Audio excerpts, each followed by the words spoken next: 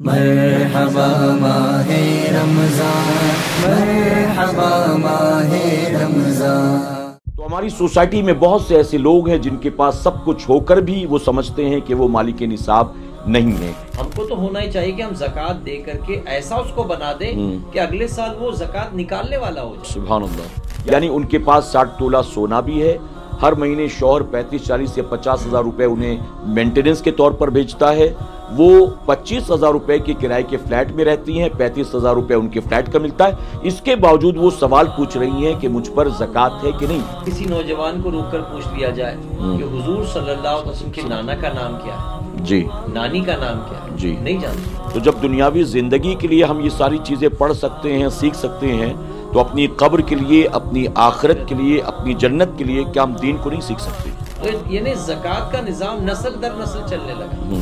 آپ مساجد کے باہر دیکھیں تو آج بھی سفید داڑھی والے بیٹھے ہوتے ہیں بھیک مانگنے کے لیے، عورتیں برقع پہن کے گھر گھر میں جاری ہوتی مانگنے کے لیے، آپ کہیں گاڑی رک جائے سگنل پر تو 2-4 لوگ آ کر گھیر لیتے مانگنے کے لیے۔ جب عورتیں کچھ پیسے بچا کر کے پھول، کان کا انگوٹھی بنا کر لا کر شوہر کو دکھاتی ہے کہ دیکھو یہ میں نے بنا لی، تم نے جو پیسے دیے تھے، تو وہ اسی کی ملکیت ہو جاتی۔ السلام علیکم ورحمۃ اللہ وبرکاتہ۔ الصلاۃ والسلام علیک یا رسول اللہ، الصلاۃ والسلام علیک یا حبیب اللہ، الصلاۃ والسلام علیک یا نبی اللہ، وعلی آلک واصحابک یا نور اللہ، صلی اللہ تعالی علیہ وسلم۔ میرے پیارے آقا علیہ الصلاۃ والتسلیم کے پیارے دیوانوں، خاتون جنت حضرت فاطمۃ الزہرا رضی اللہ تعالی عنہا کی کنیزوں، اللہ رب العزت کا بے پناہ کرم اور احسان ہے کہ ماہ رمضان پوری تیزی کے ساتھ رواں دواں ہے۔ اللہ تبارک تعالیٰ نے ہمیں اور آپ کو ماہ رمضان کے روزے رکھنے اور ہر رات 20 رکعت تراویح بجماعت ادا کرنے کی توفیق عطا کی۔ اللہ کی بارگاہ میں دعا ہے کہ اللہ نے جن عبادات کی توفیق ہمیں اور آپ کو عطا کی ہے، اللہ اسے اپنی بارگاہ میں شرف قبولیت بھی عطا فرمائے، آمین۔ ہم عالمی تحریک سنی دعوت اسلامی کے پوڈ کاسٹ معمولات ماہ رمضان میں دین کی بہت ساری باتیں، بالخصوص ماہ رمضان کی عبادات کے تعلق سے بہت سی باتیں سیکھ رہے ہیں۔ پچھلے پوڈ کاسٹ میں ہم نے زکوٰۃ کے فضائل، زکوٰۃ نہ دینے والوں کے تعلق سے جو وعید آئی ہے اس وعید کے تعلق سے کچھ باتیں سیکھی تھی۔ آج انشاءاللہ اس پوڈ کاسٹ میں ہم شروع سے آخر تک زکوٰۃ کے مسائل کو سیکھنے اور سمجھنے کی کوشش کریں گے۔ آج کے ہمارے اس پوڈ کاسٹ میں ایک بار پھر عالمی تحریک سنی دعوت اسلامی کے رکن شورا عالی جناب محمد خالد رضوی صاحب موجود ہیں۔ الحمدللہ آپ نے روزوں کے تعلق سے ہماری بہت رہنمائی کی، پچھلے پوڈ کاسٹ میں زکوٰۃ کے تعلق سے آپ نے گفتگو کی تھی، آج مسائل بھی انشاءاللہ خالد بھائی ہمیں بتائیں گے۔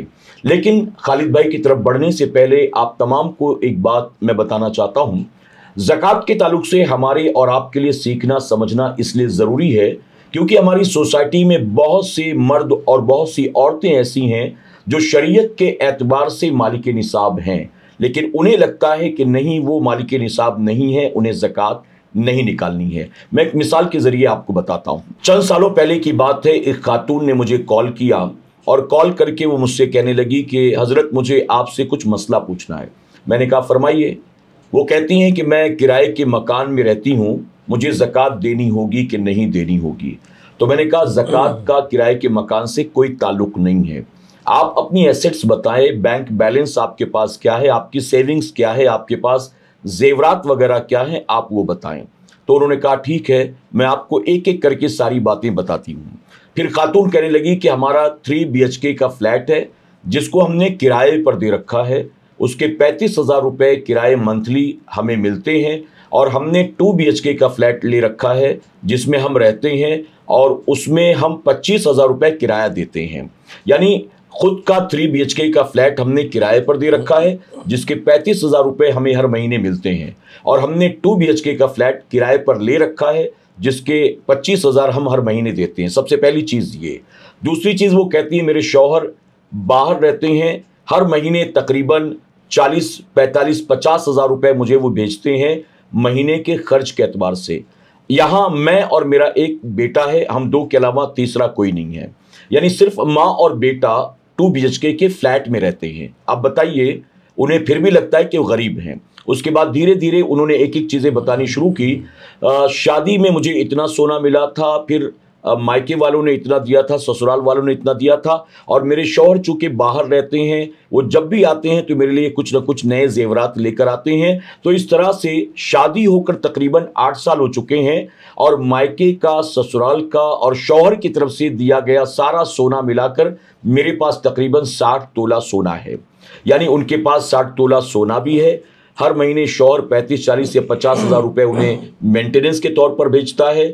وہ 25,000 روپے کے کرائے کے فلیٹ میں رہتی ہیں, 35,000 روپے ان کے فلیٹ کا ملتا ہے.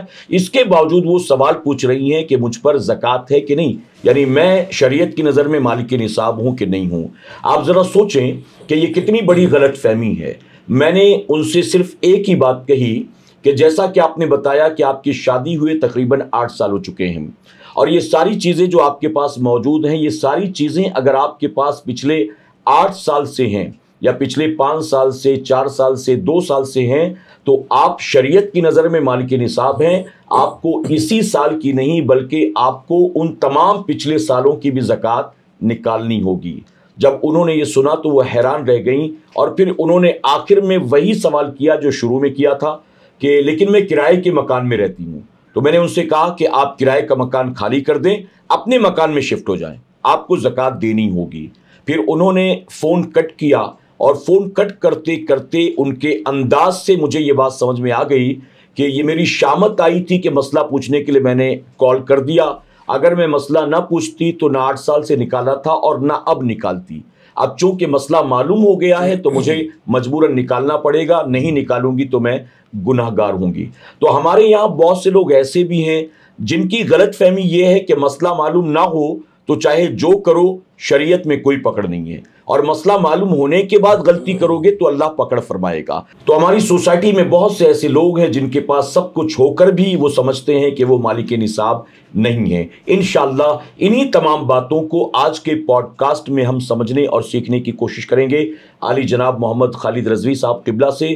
تو آئیے سب سے پہلے حضرت کا استقبال, اور استقبال کے بعد انشاءاللہ یہ تمام باتیں ہم آج کے اس پوڈ کاسٹ میں سنیں گے, سیکھیں گے اور سمجھیں گے. السلام علیکم ورحمۃ اللہ وبرکاتہ. وعلیکم السلام ورحمۃ اللہ تعالی وبرکاتہ. جی خالد بھائی, ابھی میں نے شروعات میں جو بات کہی تو اس طرح کے بہت سے لوگ ہماری سوسائٹی میں موجود ہیں جو شریعت کی نظر میں مالک نصاب ہیں, اپنی نظر میں مالک نصاب نہیں ہے. تو ایسے لوگوں کے تعلق سے شریعت کا کیا حکم ہے؟ مسلمان ہونے کے بعد ہم پر لازم ہے کہ جو فرض علوم ہے, جی, جو روزہ, نماز, حج, زکوٰۃ جو ہمارے لیے لازم ہے, ان چیزوں پر ہمارا علم ہونا چاہیے. جی, ان کا علم ہم کو لازم ہے, ورنہ ہم اللہ تبارک و تعالیٰ کی بارگاہ میں ہماری پکڑ ہوگی اور ہم جواب دینے سے جو ہے میدان محشر میں پکڑے جائیں گے. تو چاہیے کہ ہم کو ان علوم کو حاصل کریں. اب تو بہت آسانیاں ہو گئی ہے. یہ اگر کوئی آج سے 200-100 سال پہلے پوچھتا تو سمجھ میں آتا کہ چلیے وہاں تک علم نہیں پہنچا تھا. اب تو مشینی زندگی ہے, موبائل کا دور ہے, ٹیکنالوجی کا دور ہے, آدمی بہت سی چیزیں سیکھ سکتا ہے. آج چھوٹے چھوٹے بچے, بڑے بڑے لوگ کمپیوٹر سیکھ رہے ہیں, دیگر چیزیں سیکھ رہے ہیں, تو دین کیوں نہیں سیکھ سکتے؟ بے شک. ابھی رمضان شریف کا مقدس مہینہ چل رہا ہے, کچھ لوگ کہتے ہیں کہ ہم ہندی میں قرآن پڑھ سکتے ہیں, کوئی کہتے ہیں رومن انگلش میں قرآن پڑھ سکتے ہیں. تو جب آپ دنیا کے لیے آپ نے رومن انگلش سیکھی ہے, ہندی سیکھا ہے, گجراتی سیکھا ہے, تو آپ اس سال آپ قرآن عربی میں سیکھو. بے شک, سیکھنے کی کوشش کرو. حضور میرے آقا صلی اللہ علیہ وسلم ہماری فطرت سے واقف ہیں, اسی لیے آپ نے فرمایا کہ علم دین حاصل کرو ماں کی گود سے قبر کی گود تک. سبحان اللہ. تو قبر کی گود میں جانے والا آدمی 60, 70, 80 سال کا ہی ہوگا. بے شک. تو کوئی عمر کی قید نہیں ہے. جی, ماں کی گود سے لے کر کے, اب ماں کی گود میں جو بچہ ہے سب کچھ ماں سے سیکھے گا, لیکن چلنے پھرنے دوڑنے لگ جائے گا, اس کے بعد وہ معاشرے میں سیکھے گا, سوسائٹی سے سیکھے گا. جی, تو بوڑھا ہونے تک وہ علم دین سیکھتا رہے. جی, تو انشاءاللہ وہ جتنا سیکھے گا علم دین سیکھے گا تو اس کا قبر بھی اس کی منور ہوگی. سبحان اللہ. بے شک. دنیاوی علم حاصل کرے گا تو ڈگریاں حاصل کرے گا تو جب تک اس کے جسم میں جان ہے تب تک کہ اس کا اعزاز رہے گا. بے شک. تب تک کہ اس سے وہ مستفیض ہوتا رہے گا. بے شک. لیکن علم دین وہ علم ہے کہ قبر میں جانے کے بعد بھی وہ علم دین کی بدولت اس کی قبر روشن ہوگی. سبحان اللہ. اگر وہ دیندار ہے. سبحان اللہ. اسی لیے حضور اکرم صلی اللہ علیہ وسلم نے فرمایا کہ علم دین کا حاصل کرنا ہر مسلمان مرد و عورت پر فرض ہے. یہ حضور کے فرمان کا مفہوم ہے. جی جی جی. لیکن لوگ اکثر اس سے غافل ہیں. اپنے پیٹ کے لیے، اپنی دنیا کے لیے، اپنی ذات کے لیے، کاروبار کے لیے، مال و دولت کے لیے دنیا کا علم بھی حاصل کرتے ہیں، دنیا کے مختلف ہنر بھی حاصل کرتے ہیں. جی جی. مثلاً کسی کو اگر کوئی ڈرائیور ہے تو ڈرائیونگ اس نے سیکھی ہوگی جی، تبھی تو کار چلا لیتا ہے. جی. اگر کوئی پائلٹ ہے تو پلین اڑانا سیکھا ہوگا اس نے. جی. اگر کوئی انجینئر ہے تو انجینئرنگ اس نے سیکھی ہوگی. جی. کوئی ڈاکٹر ہے تو ڈاکٹری اس نے پڑھائی کی ہوگی. کوئی پروفیسر ہے، لیکچرر ہے، ٹیچر ہے. یعنی ایک انسان جس فیلڈ سے بھی جڑا ہوا ہے، ظاہر ہے کہ اس نے اس کے بارے میں پڑھا ہے، اس کے بارے میں اس نے سیکھا ہے. اور یہ اپنی دنیاوی زندگی کے لیے ہم نے کیا ہے. جی. تو جب دنیاوی زندگی کے لیے ہم یہ ساری چیزیں پڑھ سکتے ہیں، سیکھ سکتے ہیں، تو اپنی قبر کے لیے، اپنی آخرت کے لیے، اپنی جنت کے لیے کیا ہم دین کو نہیں سیکھ سکتے ہیں؟ دیکھیں نا، آج معاملہ یہ کہ ہمارے نوجوانوں کو مغل ہسٹری معلوم ہے. جی. پرانی ہسٹری معلوم ہے، اسٹون ایج کی ہسٹری معلوم ہے، لیکن کسی نوجوان کو روک کر پوچھ لیا جائے کہ حضور صلی اللہ علیہ وسلم کے نانا کا نام کیا ہے، جی، نانی کا نام کیا ہے، جی، نہیں جانتے.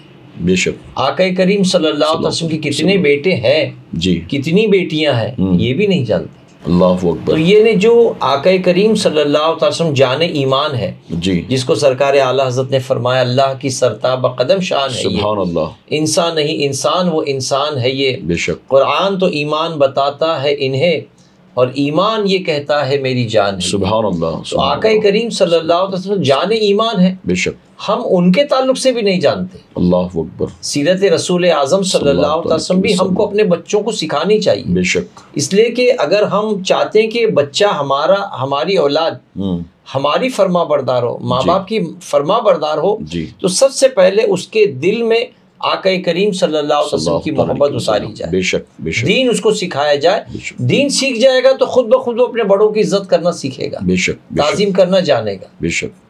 یعنی ہر مسلمان کو چاہیے کہ وہ علم دین حاصل کرے. اور ہماری فیملیز میں اس طرح کا کوئی نظام بھی نہیں ہے. بچہ پیدا ہوا، اس کے نرسری کی، کے جی کی، جونیئر کی، سینئر کی، اسکول کی فکر کریں گے، جی، لیکن اس کے قبر کی فکر نہیں کریں گے، آخرت کی فکر نہیں کریں گے. اور قبر کی، آخرت کی جب ماں باپ ہی فکر نہیں کریں گے تو پھر اولاد سے کیا توقع کی جا سکتی؟ صحیح. تو اس لیے ضروری ہے، جو زکوٰۃ کے بھی مسائل ہیں وہ اسی وجہ سے ہیں معاشرے میں. آج ہمارے یہاں پر دیکھا جائے تو کروڑوں روپے کی زکوٰۃ نکلتی ہے، لیکن اس کے باوجود غربت بڑھتی چلی جا رہی ہے، کوئی نظام نہیں ہے، غریبی بڑھتی چلی جا رہی ہے. آپ مساجد کے باہر دیکھیں تو آج بھی سفید داڑھی والے بیٹھے ہوتے ہیں بھیک مانگنے کے لیے. عورتیں برقع پہن کے گھر گھر میں جا رہی ہوتی مانگنے کے لیے. آپ کہیں گاڑی رک جائے سگنل پر تو 2-4 لوگ آ کر گھیر لیتے مانگنے کے لیے. تو جب کروڑوں روپے مسلمانوں کے زکوٰۃ کے طور پر ہر سال نکل رہے ہیں، اس کے باوجود بھی دن بدن غربت بڑھتی چلی جا رہی ہے، مسلمانوں میں مانگنے والوں کی تعداد بڑھتی چلی جا رہی ہے. تو آخر اس کی وجہ کیا ہے؟ تو اس کا مطلب ہے کہ اگر نکال بھی رہے ہیں تو صحیح لوگوں تک، حقداروں تک حق نہیں پہنچ رہا ہے. کبھی کبھی ہم سے لوگ پوچھتے ہیں کہ ایک خاتون بیوہ ہے، جی، ان کے پاس 10-12 تولہ سونا تو ہے لیکن بیوہ ہیں، کمانے والا کوئی نہیں ہے، اور 3 چھوٹے چھوٹے بچے ہیں، کیا ان کو زکوٰۃ دے سکتے ہیں؟ کبھی کہتے ہیں کہ ایک عورت جو ہے وہ طلاق شدہ ہے، 2 چھوٹے بچے اسکول میں پڑھتے ہیں اور کمانے والا کوئی نہیں ہے، تو ان کے پاس بھی 8-10 تولہ سونا تو ہے ہی جہاں تک ہم کو پتہ ہے، تو کیا ان کو زکوٰۃ دے سکتے ہیں؟ تو شریعت کی نظر میں یہ لوگ غیر مستحق ہیں. جی، یہ تو لینے والے نہیں ہیں بلکہ دینے والے ہیں، لیکن یہ دیتے نہیں ہیں، لوگوں سے لے رہے ہیں. تو انہی کے بارے میں حضور اکرم صلی اللہ علیہ وسلم نے فرمایا کہ قیامت کے دن ان کے چہرے پر گوشت نہیں ہوگا بلکہ یہ اسکیلیٹن کی طرح ہوں گے، اسکیلیٹن کی طرح کھڑے ہوں گے. جی، اللہ تعالیٰ محفوظ فرمائے. آمین. تو اگر ہماری زکوٰۃ صحیح معنوں میں حقداروں تک پہنچتی ہے تو الحمدللہ ہمارے معاشرے میں کچھ سدھار پیدا ہو. بے شک. تو لیکن یہ رمضان شریف میں بھی ایسے لوگ مارکیٹ میں آ جاتے ہیں. جی. اچھا، ظلم یہ ہوتا ہے ہماری قوم کے ساتھ کہ اگر ایک خاتون مجبور ہے، جی، بے کس ہے، مستحق زکوٰۃ ہے، وہ 10 سال تک زکوٰۃ لیتے ہوئے آپ کے مکان پر آئے گی, زکوٰۃ لے کے جائے گی. اب مرتے مرتے وہ اپنی بیٹی کو لگا دے گی, جس کی شادی کر چکی, جو آسودہ ہے, اس کو لگا دے گی کہ میں گھر سے 10 سال سے زکوٰۃ دیں, تو بھی جا کے لے. تو یعنی زکوٰۃ کا نظام نسل در نسل چلنے لگا. ہم کو تو ہونا ہی چاہیے کہ ہم زکوٰۃ دے کر کے ایسا اس کو بنا دیں کہ اگلے سال وہ زکوٰۃ نکالنے والا ہو جائے. سبحان اللہ. لیکن ہماری قوم کا یہ حال ہے کہ میں ایک بار زکوٰۃ کسی نے لے لیا, وہ سوچتا اب میں حقدار ہو گیا, میں ہر سال آ کے لوں گا. اور پھر دینے والے بھی قطرہ قطرہ ٹکڑا ٹکڑا دیتے ہیں کہ وہ ہر سال مانگنے والا ہی رہتا ہے. تو ہم کو چاہیے کسی کو آسودہ بنا دیں تاکہ اگلے سال وہ بھی زکوٰۃ دینے والا بن جائے. اب ہمارے ساتھ ایک یہ چیز بھی ہے کہ ہم یہ سمجھتے ہیں صرف مال ہی زکوٰۃ میں دے سکتے ہیں, پیسہ ہی دے سکتے ہیں. جی آپ دیکھیں ہمارے علماء نے ہماری ذہن سازی کرتے فرمایا کہ آپ پکا ہوا کھانا بھی زکوٰۃ میں دے سکتے ہیں. اچھا. آپ چپل بھی زکوٰۃ میں دے سکتے ہیں. اچھا. آپ جوتے بھی زکوٰۃ میں دے سکتے ہیں. یعنی کیش ہی ضروری نہیں ہے, آپ کوئی سامان بھی دے سکتے ہیں.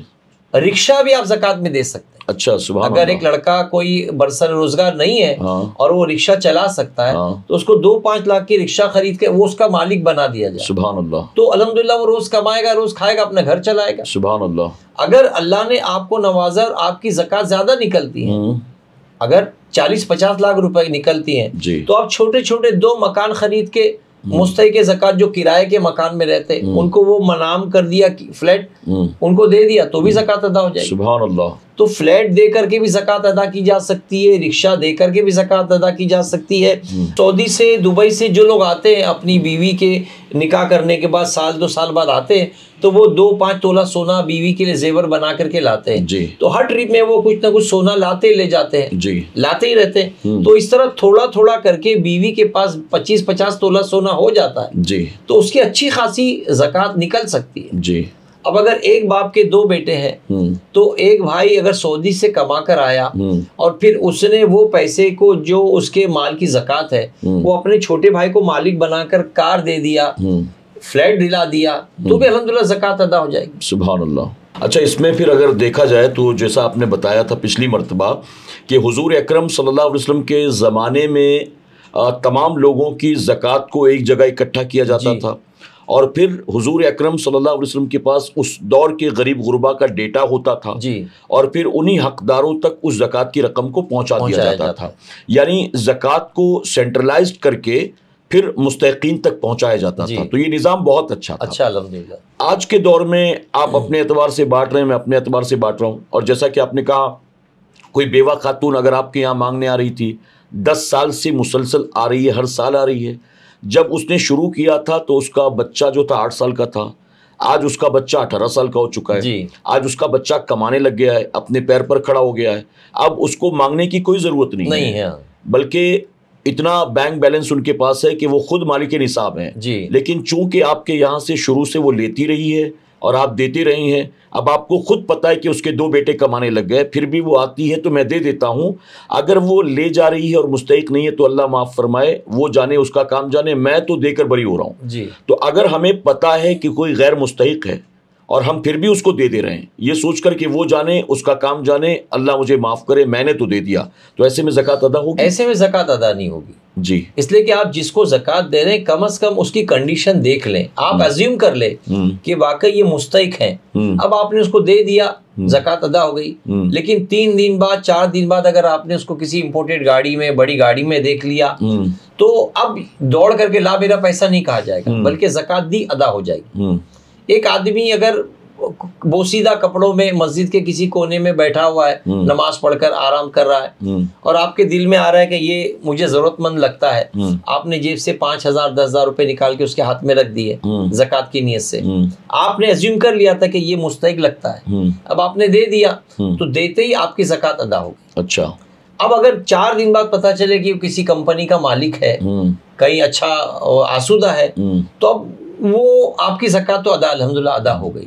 اب اس کو چاہیے تھا کہ وہ رقم نہ لیتا, کیونکہ عموماً رمضان میں لوگ جو دیتے ہیں زیادہ تر زکوٰۃ کے مد میں ہی دیتے ہیں, اور چونکہ شریعت مطہرہ نے سامنے والے کا بھی لحاظ رکھا ہے، اس لیے زکوٰۃ دیتے وقت یہ نہ کہا جائے کہ یہ زکوٰۃ ہے، اچھا، بلکہ فقہائے کرام نے، علماء نے ہماری رہبری کرتے فرمایا کہ اگر مال دے دیا، بھابھی کو دیا، لو بھابھی بچوں کے کپڑے بنا دینا، مامی کو دیا، مامی یہ پیسے لے لو، راشن بھر لو، تو اس طرح بول کر کے آپ چھٹے ہو جائے، دل میں آپ نیت کر لیں زکوٰۃ کی. اچھا، لیکن اگر بھابھی مستحق زکوٰۃ ہے، چاچا مستحق زکوٰۃ ہے، ماموں مستحق زکوٰۃ ہے، تو ان کی عزت نفس کو بھی ٹھیس نہ پہنچے کہ یہ زکوٰۃ ہے، اچھا، بلکہ ان کو آپ نے دے دیا، دل میں نیت کر لی زکوٰۃ کی، اور ان کے ہاتھ میں رکھ دیا کہ یہ عید کی تیاری کر لو، راشن بھر لو، بچوں کے کپڑے بھی لے آنا، یہ میری طرف سے ہدیہ ہے، یہ تحفہ ہے، تو الحمدللہ آپ کی زکوٰۃ ادا ہو جائے. یعنی آپ کی نیت زکوٰۃ کی ہونی چاہیے، جی،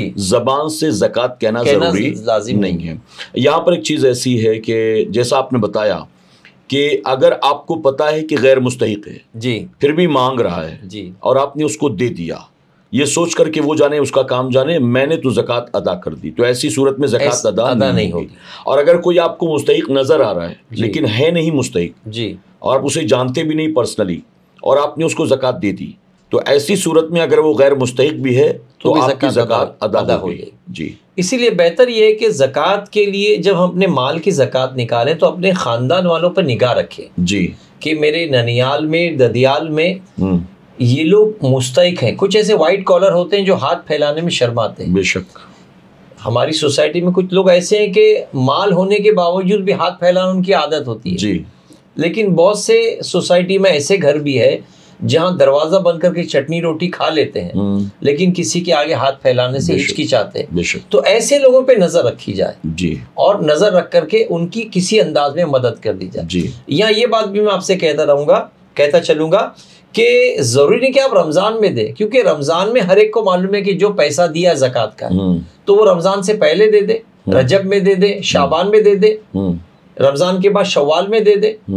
چاچا کے گھر جائے، 10,000 روپے 20,000 روپے جو دینے ہیں وہ چاچا کے ہاتھ میں دو کہ چاچا یہ لے لو، محبت سے کسی انداز میں دے دو، زکوٰۃ ادا ہو جائے گی. سبحان اللہ. رمضان میں ہی جا کر دینے میں ہو سکتا ہے ان کی عزت نفس کو ٹھیس پہنچے کہ یہ مجھے زکوٰۃ کا مال دے کر گیا. اور آج ہمارے معاشرے میں لوگ سود پر مارواڑی سے پیسہ لینا اچھا سمجھتے ہیں، اچھا، اللہ اکبر، لیکن زکوٰۃ لینا برا سمجھتے ہیں. اچھا، اگر زکوٰۃ دے دیا تو کہتے ہیں کہ نہیں، کہ ہم کو زکوٰۃ لینے والا سمجھا. ارے جب اللہ نے تمہارے لیے حلال کر دیا کہ تم مستحق زکوٰۃ ہو، تم اپنا مال لے کر کے اپنا قرضہ ادا کرو، اپنی گھر گرہستی چلا لو، جی، تو شریعت نے زکوٰۃ لینے کی تم کو جب اجازت دی اس کو تم برا مانتے ہو، اور بنیے سے، مارواڑی سے سود پر پیسہ لینے میں برا نہیں مانتے، جس کو منع کیا یعنی اس کی کتنی وعید ہے. فرمایا گیا ہے کہ جو مطاف میں جہاں کعبے کا طواف کرتے ہیں وہاں 70 مرتبہ اپنی ماں سے جو زنا کرنے کا جو وبال ہے وہ سود کے لقمے کا ہے. اللہ، تو وہاں آدمی نہیں رکتا، جی، وہ بلا جھجک لے لیتا ہے. جی، ذرا سی تکلیف ہوئی تو سود پہ پیسہ اٹھا لیتا ہے. لیکن اس کے برخلاف اگر کہیں سے زکوٰۃ ملتی ہے تو وہ مونچھیں تان کر کہتا ہے کہ کیا میں زکوٰۃ لینے والا ہوں، جبکہ اللہ نے اس کے لیے یہ حلال رکھا ہے. ایک مرتبہ مجھے یاد آتا ہے کہ ایک بچہ انجینئرنگ کی پڑھائی کر رہا تھا اور اس کا 3rd ایئر تھا، جی، اور اس کی اینول فیس 30,000 روپے تھی. اس کے والد صاحب کے حالات اچھے تھے، والد صاحب نے 2 سال کی فیس بھر دی، لیکن تیسرے سال ان کی کنڈیشن اچھی نہیں تھی، کاروبار وغیرہ پہلے کی طرح نہیں تھا، تو تیسرے سال وہ فیس نہیں بھر پا رہے تھے. تو انہوں نے مجھ سے کہا کہ اگر میں فیس نہیں بھروں گا 3rd ایئر کی تو اس کو ایگزام میں بیٹھنے نہیں ملے گا، اور ایگزام نہیں دے سکے گا تو اس کا پورا سال خراب ہو جائے گا. اگر آپ سے ممکن ہو تو آپ کہیں سے انتظام کر دیں. تو میں ایک سیٹھ صاحب کے پاس گیا جن کی زکوٰۃ مجھے پتا ہے کہ لاکھوں میں نکلتی ہے. تو میں نے ان سے کہا کہ اگر آپ اس بچے کے 3rd ایئر کی فیس بھر دیں گے، اگرچہ اپنے زکوٰۃ کی رقم سے آپ بھر دیں، تو اس پر اللہ تبارک تعالیٰ آپ کو بہتر اجر عطا فرمائے گا اور آپ کی زکوٰۃ بھی اللہ قبول فرما لے گا. تو انہوں نے مجھ سے یہ کہا تھا کہ اگر آپ کہہ رہے ہیں تو میں بھر دیتا ہوں، لیکن انجینئرنگ کی پڑھائی کرنے والے کو زکوٰۃ کی رقم دیں، یہ بات مجھے سمجھ میں نہیں آ رہی ہے. مدرسے میں، یتیم خانے میں بیوہ کو، غریب کو دینا سمجھ میں آتا ہے. ایک بچہ جو انجینئرنگ کی پڑھائی کر رہا ہے اس کی کالج کی فیس کے طور پر میں 30,000 روپے زکوٰۃ کے دے دوں، تو اب یہ بات مجھے سمجھ میں نہیں آ رہی ہے. تو میں نے ان سے کہا کہ ٹھیک ہے، جب آپ کو بات سمجھ میں نہیں آ رہی ہے، آپ کا دل مطمئن نہیں ہے تو جانے دیجیے. تو انہوں نے کہا نہیں آپ ناراض نہ ہوں، اگر آپ کہتے ہیں تو میں دے دیتا ہوں. میں نے کہا نہیں آپ کا دل مطمئن نہیں ہے تو آپ رہنے دیں، حالانکہ آپ دے دیتے تو آپ کی زکوٰۃ ادا ہو جاتی. تو ہمارے یہاں لوگوں نے یہ سمجھ رکھا ہے کہ کوئی بچہ انجینئرنگ کر رہا ہو، ڈاکٹری کر رہا ہو، MBA کر رہا ہو، LLB کر رہا ہو، اس کو زکوٰۃ کی رقم نہیں دے سکتے. بس بیوہ کو دیں گے، یتیم کو دیں گے، مدرسے میں دیں گے، ایسوں کو دیں گے. اور یہ جو اعلیٰ تعلیم حاصل کر رہے ہیں ان کو زکوٰۃ نہیں دی جا سکتی ہے. اس کے بارے میں کیا فرماتے ہیں آپ؟ دی جا سکتی، بالکل دی جا سکتی. اگر وہ دنیاوی تعلیم یعنی ہماری قوم کو اوپر لانے کے لیے ہم خود لوگوں کو رجحان دلاتے ہیں کہ بھائی اپنے بچوں کو دینی تعلیم کے ساتھ ساتھ عصری تعلیم بھی، دنیاوی تعلیم بھی دی جائے. تو اگر کوئی میڈیکل اسٹڈی کر رہا ہے، کوئی اگر انجینئرنگ کر رہا ہے اور واقعی وہ غریب ہے، مستحق ہے، تو اس کو دی جا سکتی زکوٰۃ. جی، اور زکوٰۃ کے پیسے سے وہ اپنی اسٹڈی کر سکتا ہے. یعنی یہ نہیں کہ عالم دین کو یا قرآن پڑھنے والے کو ہی زکوٰۃ دی جائے، بلکہ اگر سائنس یا میڈیکل فیلڈ میں ہے یا انجینئرنگ کر رہا ہے، اگر وہ غریب ہے تو اس کو بھی زکوٰۃ دی جا سکتی. جی، اگر دیکھیے ایک بچہ آپ کے زکوٰۃ کی رقم سے انجینئر بنے گا تو سب سے پہلی چیز ہے کہ آپ کے قوم میں ایک انجینئر ہوگا، الحمدللہ. دوسری چیز یہ ہے کہ آج آپ کی زکوٰۃ سے وہ انجینئر بنا ہے، کل وہ زکوٰۃ دینے والا بنے گا، تو آپ کی سوسائٹی میں زکوٰۃ دینے والوں کا بھی اضافہ ہوگا. لیکن ہم یہ سمجھتے ہیں کہ بس مدرسے میں ہی دینا ہے، صرف یتیم کو ہی دینا ہے، صرف بیوہ کو دینا ہے، لمیٹڈ لوگوں تک ہی پہنچانا ہے. تو یہ سوچ غلط سوچ ہے. جو بچے اعلیٰ دنیاوی تعلیم حاصل کر رہے ہیں اور ماں باپ کیپیبل نہیں ہیں اور بچہ بھی مستحق ہے تو انہیں بھی زکوٰۃ کی رقم دی جا سکتی ہے. اور ایک چیز جیسا کہ آپ نے بتایا، جہاں پر مستحق ہے کہ نہیں ہے یہ کیسے سمجھے، تو اس لیے شریعت کا حکم یہ ہے کہ سب سے پہلے اپنے قریبی لوگوں کو، یعنی بہن اگر غریب ہے، بھائی اگر غریب ہے، چاچا، ماموں، خالہ، جی بالکل. یعنی شریعت نے جو کرائٹیریا رکھا ہے، ایک حد رکھی ہے، اپنی اصل کو نہیں دے سکتے، اپنی نسل کو نہیں دے سکتے. اصل سے مراد ماں، باپ، دادا، دادی، نانا، نانی، یہ اصل ہے، ان کو زکوٰۃ نہیں دی جا سکتی. نسل یعنی بیٹا، بیٹی، پوتا، پوتی، نواسا، نواسی، ان کو نہیں دی جا سکتی. بھائی کو زکوٰۃ دے سکتے ہیں. اچھا، ان میں کوئی مستحق کو تو بھی نہیں دے سکتے؟ ہاں، مستحق کو تو بھی نہیں دے سکتے. اچھا جی. لیکن بھائی اگر مستحق ہے اس کو دے سکتے ہیں، بہن مستحق ہے اس کو دے سکتے ہیں، چاچا مستحق ہے اس کو دے سکتے ہیں، چاچی مستحق ہے اس کو دے سکتے ہیں، ماموں مستحق ہے تو اس کو دے سکتے ہیں، ممانی مستحق ہے تو ان کو دے سکتے ہیں. جی، یعنی یہ سید نہیں ہو اور مستحق زکوٰۃ ہو تو ان کو دے سکتے ہیں. سید ہے اور گراؤنڈ ٹو ارتھ ہے، کچھ کھانے پینے کو نہیں ہے ان کے پاس، تب ان کو پاک طیب کمائی میں سے دی جائے. لیکن اگر سید نہیں ہے تو چاچا، چاچی، ماموں، ممانی، پھوپھا، پھوپھی، جتنی ہماری شاخیں نکلتی ہے سب کو ہم زکوٰۃ دے سکتے ہیں. اچھا، باپ اپنے بیٹے کو نہیں دے سکتا، جی بہو کو دے سکتا. ہاں، اگر زکوٰۃ نکلتی ہے باپ کی تو وہ بیٹے کو زکوٰۃ نہیں دے سکتا، البتہ بہو کو دے سکتا ہے. پوتے کو نہیں دے سکتا لیکن بہو کو دے سکتا ہے. اچھا. اسی طرح بیٹی کو نہیں دے سکتا، بیٹی کو نہیں دے سکتا، داماد کو دے سکتا ہے. اچھا، یہ مان لیجئے کسی لڑکی کی شادی ہوئی، جی، اب تک وہ مالک نصاب نہیں تھی، شادی جب ہوئی تو ماں باپ نے 10 تولہ سونا اس کو دیا اور سسرال والوں نے بھی اس کو 8 تولہ سونا دیا. تو 1 مارچ کو اس کا نکاح ہوا ہے اور 1 مارچ کو 18 تولہ سونا اس کو ملا. جی. اب وہ 18 تولہ سونا جو ہے وہ دلہن کے ہیں، جی، وہ اپنے ساتھ لے کر سسرال آئی ہے. تو اب اس 18 تولہ سونے کی زکوٰۃ کون نکالے گا؟ وہ لڑکی ہی اس سونے کی مالک ہے.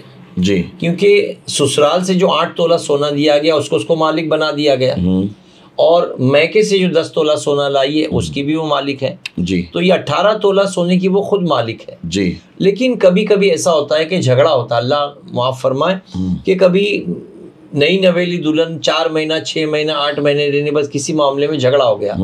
اب جھگڑا ہو جانے کے بعد میں وہ لڑکی جا کر اپنے میکے بیٹھ جاتی ہے، تو وہ جاتے ہوئے اپنے سسرال کا سونا چھوڑ جاتی ہے اور اپنے میکے کا لے کر چلی جاتی ہے. یا کبھی اللہ نہ کرے ایسے حالات آ جائیں کہ شوہر پریشان ہے اور شوہر دلہن کے بعد اپنی بیوی کے پاس آئے 4 مہینے کی شادی ہونے کے بعد میں، اور کہے مجھے کاروبار کرنا ہے سونا دے دے، تو عورتیں عموماً یہ کہتی کہ یہ میرے باپ کا، یہ میں نہیں دوں گی، تمہارا ہے تم لے لو. یعنی وہ اپنے مائکے کے سونے پر اپنا حق جتاتی ہے، سسرال کا سونا سمجھتی ہے تم چاہے تو تم لے لو. یہ عرف عام میں یہ ایک چلتا ہے. حالانکہ وہ سونے جو 8 تولہ سونا سسرال والوں نے دیے یہ بھی اسی کی ملکیت میں ہے، اور 10 تولہ جو لائی ہے یہ بھی اس کی ملکیت میں. تو ہونا یہ چاہیے کہ دلہن کو ہی 1 مارچ کو جب اس کے گھر سے ودا ہو کر آئی تھی تو 10 تولہ ملا تھا، اور یہاں سے 8 تولہ 18 تولہ مالک ہوئی. اگلے مارچ کو وہ پورا 18 تولہ اس کے پاس ہے، تو اسی کو زکوٰۃ نکالنی ہے. اچھا، دلہن کو ہی نکالنی ہے. اب وہ دلہن کہے کہ بھائی میں کوئی جاب نہیں کرتی ہوں، میں کہیں سروس نہیں کرتی ہوں، میں کیا کروں، میں کیسے نکالوں گی؟ تو حکم دیا جائے گا کہ سونے کی زکوٰۃ سونے سے دی جائے. اچھا، سونے کی زکوٰۃ سونے میں سے دی جائے. اور اگر سونے میں کی زکوٰۃ سونے سے نہیں دیتی، یعنی ایک کان کی بالی دے دے، ایک انگوٹھی دے دے، کچھ اس میں سے 40واں حصہ دے دے وہ، لیکن اگر وہ نہیں دیتی تو شوہر جو اس کو خرچے کے لیے پیسے دیتا ہے وہ بچاتے رہے، ناشتے کے پیسے، کھانے کے پیسے، جو اس کو پیسے شوہر سے ملتے ہیں وہ بچاتی رہے، اور پھر سال بھر وہ اپنے 18 تولے سونے کے حساب سے زکوٰۃ کیلکولیٹ کر لے کہ میرے 18 تولے سونے کی کتنی زکوٰۃ ہوگی جی، اور جو اس کا اماؤنٹ بچ جائے وہ سال بھر دیتی رہے. آسانی اسی میں ہے کہ وہ 1 مارچ کو اس کا سال مکمل ہو رہا ہے تو وہ 1 مارچ کو نکالے گی جی، لیکن ایک ساتھ 1 مارچ کو بڑی رقم نکالنے میں اس کو تکلیف ہوگی، تو وہ سال بھر کسی کو 2000 زکوٰۃ میں دے، لکھ دے، کسی کو 5000 زکوٰۃ میں دی، لکھ دیا، کسی کو 10000 زکوٰۃ میں دیا، لکھ دیا. اس طرح 2000 5000 10000 2000 1000 دیتے دیتے سال بھر دیتی رہے. اور پھر جب 1 مارچ آنا ہو تو 28 فروری کو وہ کاؤنٹ کر لے کہ پورے سال میں نے کتنا پیسہ بانٹ دی جی. سمجھ اس کو 25000 روپے زکوٰۃ نکالنی تھی، لیکن سال بھر میں اس نے 20000 روپے زکوٰۃ نکال لی جی. تو 1 مارچ کو صرف 5000 اس کے اوپر زکوٰۃ دینا باقی رہے گا. سبحان اللہ. تو 1 مارچ کو 5000 زکوٰۃ دے کر الحمدللہ ہاتھ جھاڑ دے کہ اللہ شکر ہے میں نے اپنے مال کی زکوٰۃ نکال دی. سبحان اللہ. اچھا، اس میں 2-3 چیزیں ہیں جیسا کہ آپ نے بتایا. مان لیجئے اللہ نہ کرے 2-4-6 مہینے کے بعد میں کسی مسئلے کی وجہ سے وہ مائکے جا کر بیٹھ گئی جی، اور مائکے جاتے جاتے وہ مائکے کا سونا لے کر گئی جی، سسرال والوں کا سونا وہیں چھوڑ دیا اس نے، اور ڈسپیوٹ چل رہا ہے اور سال گزر گیا، 1 مارچ نکل گیا، مئی جون کا مہینہ آ گیا، لیکن ڈسپیوٹ ختم نہیں ہوا.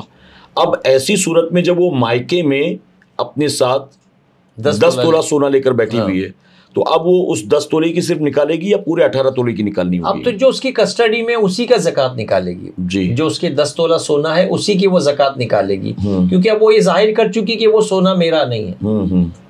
اور یہاں والے بھی سوچ رہے ہیں کہ وہ سونا لے گئی ہوگی یا سونا چھوڑ گئی تو یہ اس کا ہے، تو اب وہ معلق رہی بات. اچھا، وہ جو اس کی کسٹڈی میں اس کا زکوٰۃ وہی نکالے گی. اچھا، 10 تولے.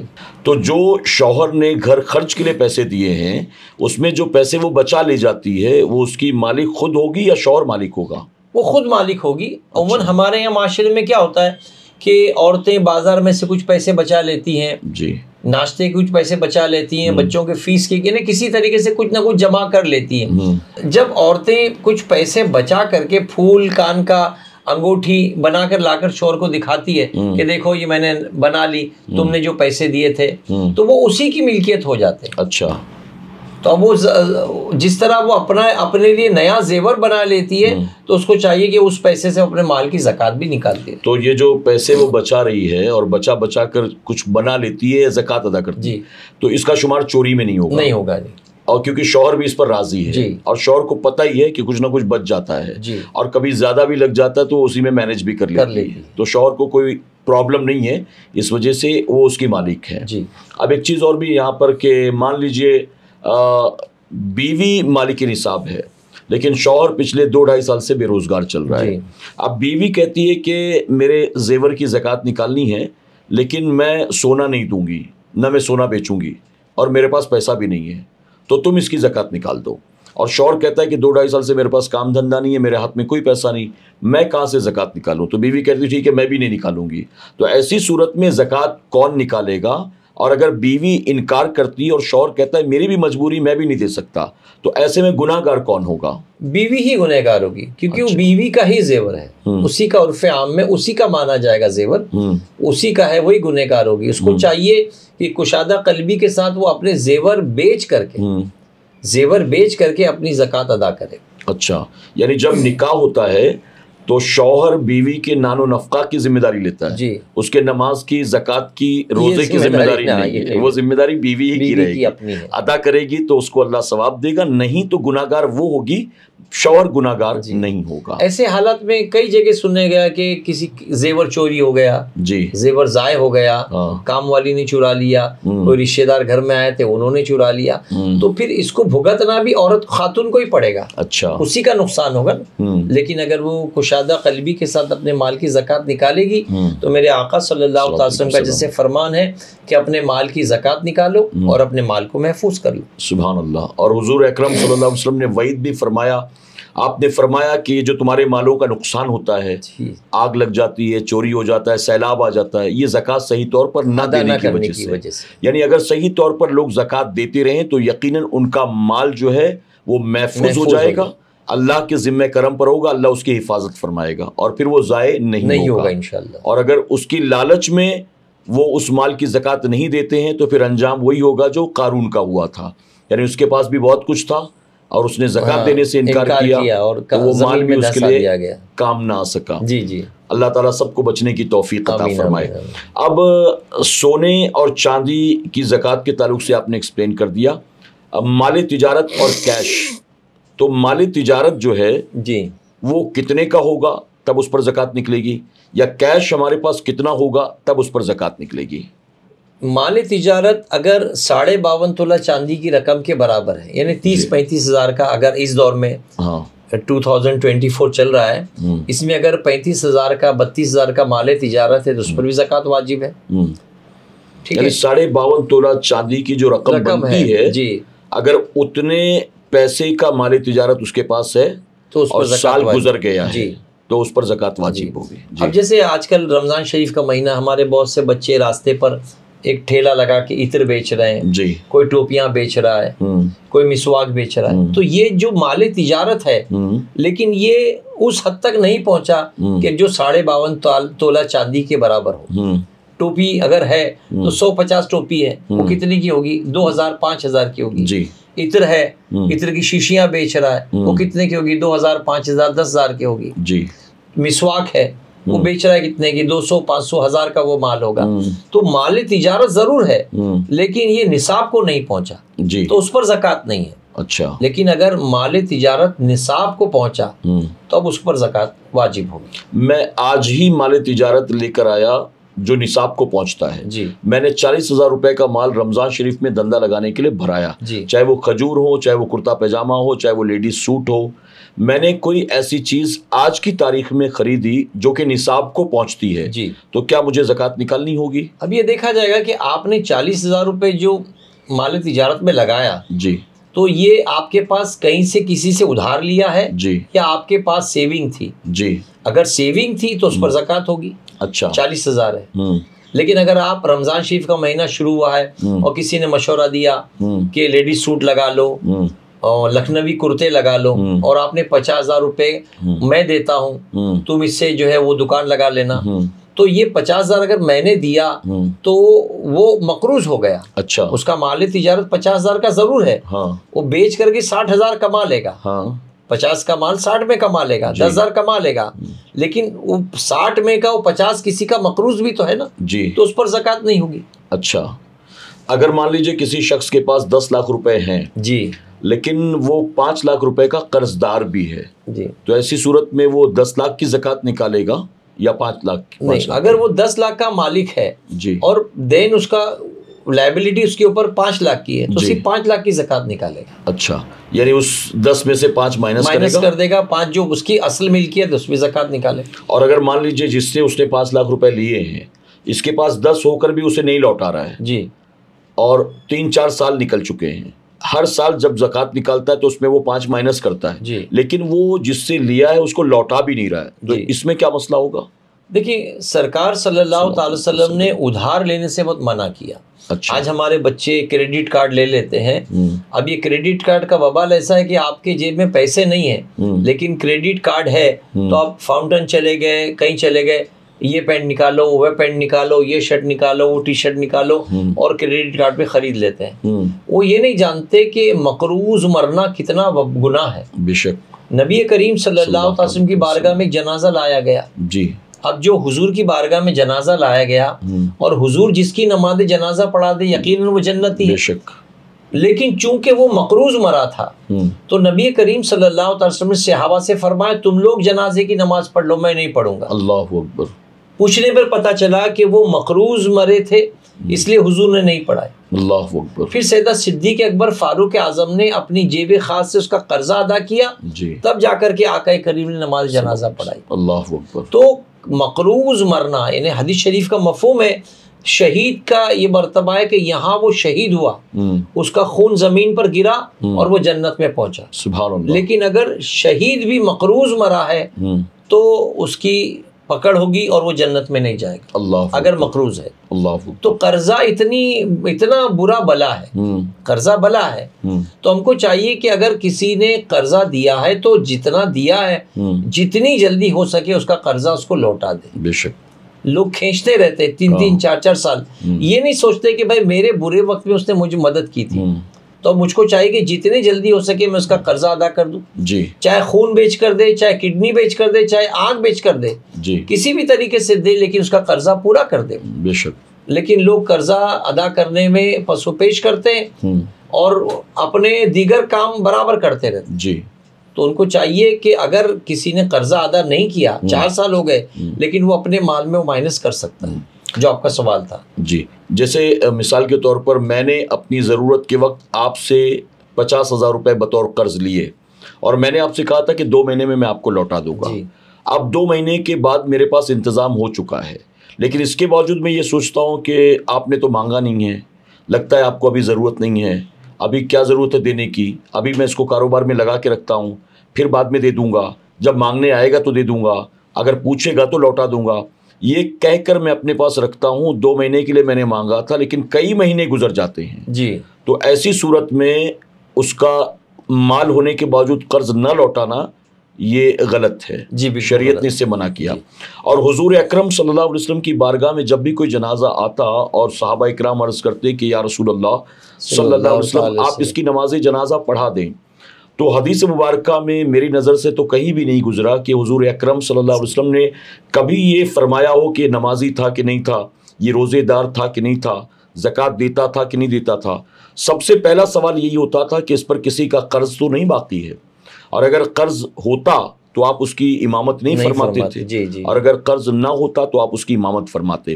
اور اگر صحابہ اکرام میں سے کوئی بڑھ کر ذمہ داری لے لیتا, جیسا کہ آپ نے مثال دی جی. کہ میں اس کا قرض ادا کر دوں گا, آپ اس کی نماز پڑھا دیں, تو حضور اکرم صلی اللہ علیہ وسلم اس کی نماز پڑھا دیتے تھے. اور مفسرین اس کے تعلق سے فرماتے ہیں کہ اگر حضور اکرم صلی اللہ علیہ وسلم اس کی نماز جنازہ پڑھا دیتے تو فوراً وہ جنت میں چلا جاتا. تو جس سے اس نے قرض لیا ہے اس کا حق مارا جاتا. تو اب یہاں پر بات حقوق اللہ اور حقوق العباد کی آتی ہے. یعنی اگر اللہ کے حقوق ادا کیے اور بندوں کے حقوق پامال کیے, اللہ کی راہ میں اپنی جان بھی دے دی لیکن کسی کا قرض کھا کر دنیا سے گیا, تو پھر اللہ تبارک تعالیٰ اسے بھی اس وقت تک معاف نہیں کرے گا جب تک بندہ معاف نہیں. جی. یہاں پر میں نے ایک چیز اور پڑھی ہے, اعلیٰ حضرت عظیم البرکت نے لکھا کہ اگر آپ نے کسی سے بطور قرض 3 پیسے بھی لیے ہیں اور ہو کر بھی آپ نے نہیں لوٹائے تو کل قیامت کے دن آپ کو ہر 3 پیسے کے بدلے اپنی 700 رکعت بجماعت نماز ادا کرنی پڑے گی. باجماعت مقبول نمازیں. اللہ اکبر. اعلیٰ حضرت نے فرمایا کہ 700 باجماعت مقبول نمازیں وہ 3 پیسے کی عوض دے دی جائے گی. جی. 3 پیسے کی عوض دے دی جائے گی. ہم میں تو کئی ایسے جنہوں نے 3 پیسہ دیکھا بھی نہیں ہے, اور آج کی تاریخ میں تو شاید 3 روپے کی بھی کوئی ویلو نہیں ہے. نہ بس کا ٹکٹ ملتا ہے, نہ بچے کے لیے کوئی چاکلیٹ ملتا ہے.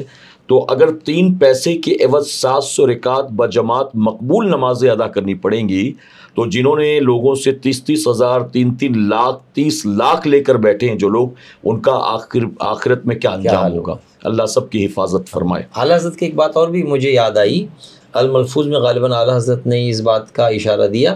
فرماتے ہیں کہ مجھ سے اگر کسی نے قرضہ لیا جی تو میں نے اس کو کبھی معاف نہیں کیا، جی کبھی معاف نہیں کیا۔ جی۔ وجہ فرماتے ہیں اس لیے کہ نبی کریم صلی اللہ علیہ وسلم فرماتے ہیں کہ اگر کسی کو قرضہ دیا جی اور وہ نہ لوٹائے، جی اور جس نے قرضہ دیا وہ اس کو چھوٹ دیتا رہے، ٹھیک ہے، 2 مہینے بعد دینا، 4 مہینے بعد دینا، 6 مہینے بعد دینا، لوٹ اس کو وقت دیتا رہے، جی، تو روزانہ اتنا پیسہ راہ اللہ میں صدقہ کرنے کا ثواب ملتا ہے۔ سبحان اللہ، سبحان اعلیٰ اللہ، حضرت فرماتے ہیں میں نے اپنا قرضہ کسی کو دیا ہے تو معاف نہیں کیا ہے، جی، کیونکہ اتنا پیسہ مجھے روزانہ صدقہ کرنے کا ثواب آٹومیٹک ملتا ہے۔ سبحان یہ حدیث اللہ، شریف کا مفہوم سبحان اللہ۔ اس سے یہاں معلوم ہوا کہ اگر آپ نے کسی کو ضرورت کے وقت قرض دیا ہے جی، اور آپ کو پتا ہے کہ وہ نہیں لوٹا سکتا اور آپ اس کو مہلت دیتے چلے جا رہے ہیں، آپ اس پر ظلم نہیں کرتے، گالی گلوچ نہیں کرتے، لوگوں کے سامنے ذلیل نہیں کرتے، آپ اس کو مہلت دیتے جا رہے ہیں، تو اللہ تبارک تعالیٰ اس مہلت کے عوض آپ کو روزانہ اتنا ہی پیسہ صدقہ کرنے کا ثواب عطا فرمائے گا۔ سبحان اللہ۔ میرے پیارے آقا علیہ الصلوۃ والتسلیم کے پیارے دیوانوں، خاتون جنت حضرت فاطمہ الزہرا رضی اللہ تعالیٰ عنہ کی کنیزوں، زکوٰۃ کے مسائل کو سیکھنے سکھانے کا سلسلہ ابھی شروع ہوا لیکن وقت پورا ہو چکا ہے، اس لیے آج ہمیں اپنی گفتگو کو یہیں پر ختم کرنا ہوگا۔ انشاءاللہ مزید زکوٰۃ کے تعلق سے بہت سارے مسائل ہم اگلے پوڈ کاسٹ میں سنیں گے اور سیکھیں گے۔ آپ تمام سے گزارش ہے کہ اسی ذوق و شوق و محبت کے ساتھ ہمارے ساتھ بنے رہیں، خود بھی دیکھتے رہیں اور اپنے دوست احباب کے ساتھ بھی زیادہ سے زیادہ اسے شیئر کریں۔ اگر آج آپ نے پہلی بار اس پوڈ کاسٹ کو دیکھا ہے، ایس ڈی آئی چینل پر آپ پہلی بار آئے ہیں، تو ایس ڈی آئی چینل کو سبسکرائب کرنا نہ بھولیں اور آئندہ آنے والے تمام نئے پوڈ کاسٹ کی نوٹیفیکیشن کے لیے بیل آئیکن کو کلک کرنا نہ بھولیں۔ امید کرتے ہیں کہ آج کے اس پوڈ کاسٹ کے ذریعے آپ کے علم میں بہت اضافہ ہوا ہوگا، آپ نے بہت کچھ سیکھا ہوگا۔ اگر مزید آپ کے بھی کچھ سوالات ہیں زکوٰۃ کے تعلق سے تو آپ کمنٹ باکس میں جا کر ضرور اپنے سوالات کو لکھیں، انشاءاللہ آپ کے ان سوالوں کا بھی ہم جواب دینے کی کوشش کریں گے۔ آج کے لیے بس اتنا ہی، ہمیں اجازت دیں، اپنا اور اپنوں کا خوب خیال رکھیں اور اپنی دعاؤں میں ہمیں ہماری ایس ڈی آئی چینل کی پوری ٹیم کو ضرور یاد رکھیں۔ السلام علیکم ورحمۃ اللہ وبرکاتہ۔ وعلیکم السلام ورحمۃ اللہ۔